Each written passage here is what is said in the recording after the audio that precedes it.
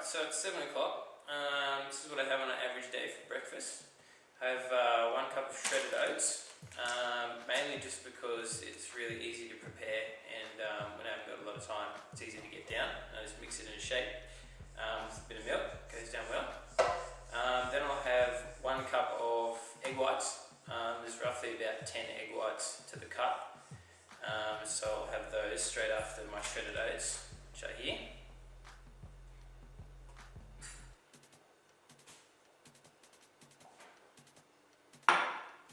And then straight after that, I'll have 2 whole eggs, just because I want the fats from the eggs, which I can't get from egg whites. These are these ones here.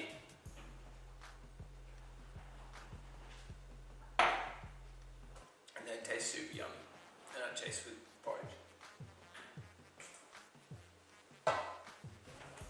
Alright, so then I'll come over to my multivitamin. And there's roughly about 10 tablets in there by animal pack. Just helps with reducing muscle fatigue from the day before. It's got a few antioxidant complexes in there as well, and a few digestive enzymes, which helps out. Then I'll have a shake with my branched chain amino acids and my glutamine and my creatine. Basically, all of these are just assisting in muscle recovery and really combating muscle fatigue from the previous day's workout.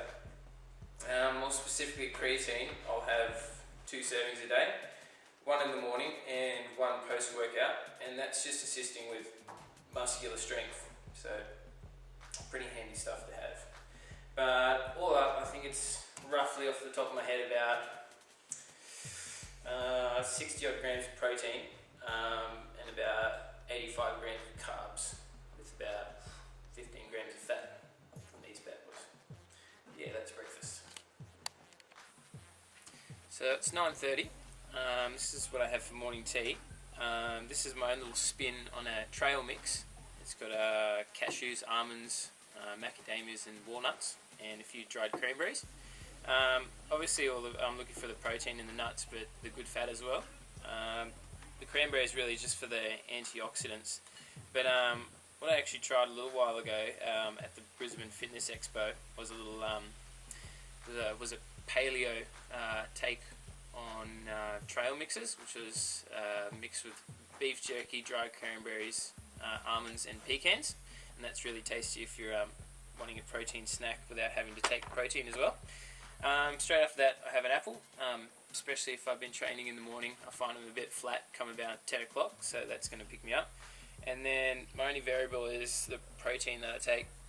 If I've trained, obviously I'll have a scoop of protein straight after my workout, and that'll just help fortify my muscles and assist in recovery. So it's 12 o'clock lunchtime. My average lunch is about 185 grams of tuna. I'm really picky with my tuna. I don't like the big chunky ones because I find they're a bit dry. So I get the shredded one. This one's sea galley. The only thing with this one is that it's got a little bit too much oil in it, but I try to drain it out as best I can. So I whack that one on. When it comes out, that's it. A little bit like cat food, but it's alright. I usually have a cup of rice as well, brown rice. I usually get sun rice just because I find, again, I'm a bit picky with my rice, and it's a little bit less claggy, if that's the word. And then I have a handful of greens, just my capsicum and tomato and some broccoli from last night. And I think it's roughly about 40 odd grams of protein and about 70 grams of carbs with 10 grams of fat, so that's lunch. So it's 2:30, afternoon tea time. I'll usually have 250 grams or a cup of Greek yogurt. Greek yogurt's very good for you because it's got a stack of good bacteria in it, so it's very good for your stomach. It's that one there. I'll also have 4 whole eggs, which is this one here, which I'm going to consume now.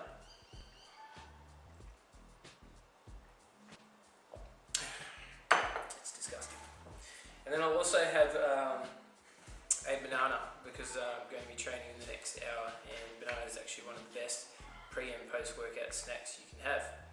But yeah, that is afternoon tea. So it's 5:30. This is my post workout stack. I usually have 1 scoop of whey protein isolate, serving of creatine, serving of arginine, and a serving of glutamine, and half a scoop of dextrose and multidextrin. These two are my carbs for post-workout. So dextrose is really a fast-absorbing carbohydrate, and multidextrin is a slow-absorbing carbohydrate. So combo these two with arginine, which I've only just started using. I find it really helps with reduction of lactic acid due to its nitric oxide effects. And basically all of these in one shake, you're basically left with this milky, bland looking substance, which is pretty watery, but it's yeah, it's everything you need. So that's post-workout stack. Alright, dinner time. I've got about 250 grams of chicken with Moroccan seasoning on it. It's one of my favourites. I've got a cup of sweet potato, and I usually have broccoli, but I've got a garden salad just with some capsicum and lettuce and olives drizzled with some olive oil. But yeah, I think roughly it's about maybe 40 grams of protein and about anywhere from 60 to 80 grams of carbs, and not too much fat, so it's dinner. Alright, so it's 9:30, last meal of the day. I usually have 1 cup, 250 grams of cottage cheese.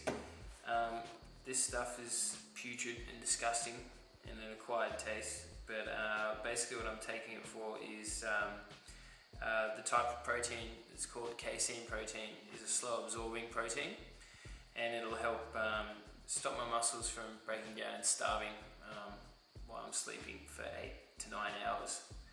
But yeah, I usually blend it up.